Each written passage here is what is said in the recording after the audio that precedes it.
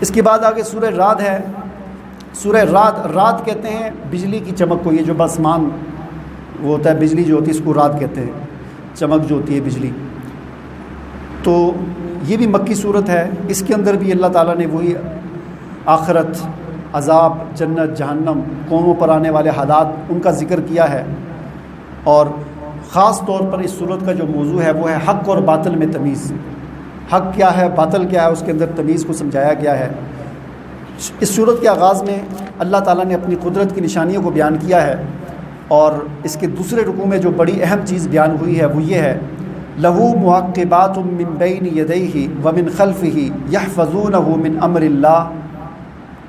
فرمایا کہ ہر شخص کے آگے اور پیچھے اس کے نگران لگے ہوئے ہیں. اللہ تعالیٰ کے نگران فرشتے ہر شخص کے ساتھ آگے پیچھے نگران فرشتے ہیں جو اس کی حفاظت کرتے ہیں اللہ کے حکم سے.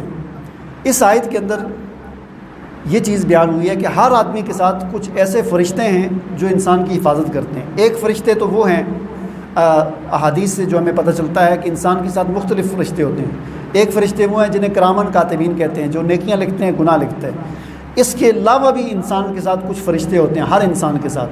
کسی کے ساتھ کم ہوتے ہیں، کسی کے ساتھ زیادہ ہوتے ہیں. وہ فرشتے انسان کی مختلف مخلوقات سے اور مختلف چیزوں سے حفاظت کرتے ہیں. روایات میں آتا ہے کہ اگر یہ فرشتے نہ ہوں تو اللہ تعالیٰ کی ایسی ایسی مخلوقات ہیں، جنات، شیاطین کے علاوہ بھی، ان کے علاوہ بھی ایسی ایسی اللہ کی مخلوقات ہیں کہ جو انسان کو ایسے جو ہے نا ایک لمحے میں جو ہے نا نیست و نابود کر کے رکھ دیں، جو ہمیں نظر نہیں آتی، غیر مری مخلوقات ہیں. لیکن ہر انسان کے ساتھ، چاہے وہ مسلمان ہے چاہے وہ کافر ہے، انسان کے ساتھ اس کی حفاظت کے لیے اللہ تعالیٰ نے کچھ فرشتے رکھے ہوئے ہیں جو ہر وقت اس کی حفاظت کرتے رہتے ہیں. مختلف حادثات سے حفاظت کرتے ہیں کہ بعض اوقات ایسا ہوتا ہے کہ کوئی دیوار گرنے والی ہوتی ہے اور آدمی وہاں پر کھڑا ہو تو وہ مر جائے گا، لیکن فرشتے اس کو وہاں سے ہٹا دیتے ہیں اور دیوار گرتی ہے، وہ آدمی بچ جاتا ہے. روڈ کراس کر رہا ہوتا ہے آدمی اور اس کے ایکسیڈنٹ ہونے والا ہوتا ہے. کئی دفعہ ہم دیکھتے ہیں نا، کہتے ہیں یار میں بال بہونے ہی والا تھا، بس بچ گیا، پتہ نہیں کیسے بچ گیا. تو یہ اللہ کے فرشتے ہوتے ہیں جو اس کو اس وقت بچا دیتے ہیں. ایک آدمی چھت سے گرنے والا ہوتا ہے لیکن بچ جاتا ہے، کون؟ فرشتے اس کو بچا دیتے ہیں. اس طرح کے حادثات سے اور مخلوقات سے انسان کو بچاتے ہیں یہ فرشتے ہیں. لیکن جس وقت جو واقعہ انسان کی تقدیر میں اللہ نے لکھا ہوا ہے کہ یہ ہونا ہے، تو پھر اللہ تعالیٰ ان فرشتوں کو کہتے ہیں آپ پیچھے ہٹ جاؤ. پھر فرشتے پیچھے ہٹ جاتے ہیں، پھر ایکسیڈنٹ بھی ہو جاتا ہے، پھر چھت سے بھی گر جاتا ہے، پھر دیوار بھی گر جاتی ہے، کوئی اور حادثہ بھی ہو جاتا ہے، وہ پھر فرشتے پیچھے ہٹ جاتے ہیں. وہ چونکہ اللہ تعالیٰ نے وہ کرنا ہوتا ہے، لکھا ہوتا ہے، پھر اس وقت فرشتے ہٹ جاتے ہیں. تو یہ فرشتے اللہ تعالیٰ فرماتے ہیں کہ ہر انسان کے ساتھ یہ نگران مقرر ہیں. اور یہ نگران جس وقت ہٹتے ہیں، نگران کب ہٹتے ہیں،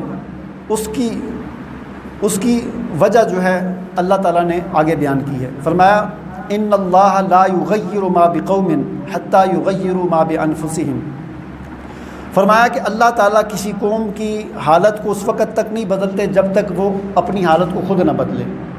ایک اس کا مطلب تو وہ لیا جاتا ہے جو عام طور پر مشہور ہے، لیکن مفسرین فرماتے ہیں اس کا مطلب یہ ہے کہ انسان کی اچھی حالت کو اللہ تعالیٰ اس وقت تک خراب حالت میں نہیں بدلتے جب تک انسان خود اپنی اچھی حالت کو نہ بدلے. یعنی انسان جس وقت نافرمانی کرتا ہے، گناہ کرتا ہے، اللہ تعالیٰ کی غلط راستے پر چلتا ہے، تو اس سے پھر اس کی وہ گویا کہ وہ اپنی اچھی حالت کو پھر خود بدلنا چاہتا ہے، تو پھر اللہ تعالیٰ بھی اس کو چھوڑ دیتے ہیں.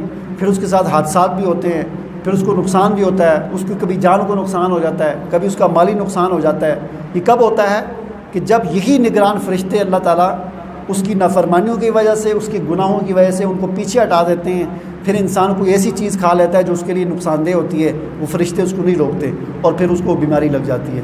وہ انسان پھر اس کا کوئی حادثہ بھی ہو جاتا ہے، اس کو ایکسیڈنٹ ہو جاتا ہے، کوئی اس کے بچے کا حادثہ ہو جاتا ہے. کس وجہ سے؟ ساری چیزیں انسان کے اپنے اعمال کی وجہ سے ہوتی ہیں. قرآن مجید میں ایک اور مقام پر بھی اللہ تعالیٰ نے فرمایا ما اصاب من مصیبت، تمہیں جو بھی مصیبت آتی ہے یہ تمہارے اپنے ہاتھوں کی کمائی ہوتی ہے، تمہارے اپنے اعمال کا نتیجہ ہوتی ہے، جس کی وجہ سے تمہیں یہ مصیبت پہنچتی ہے.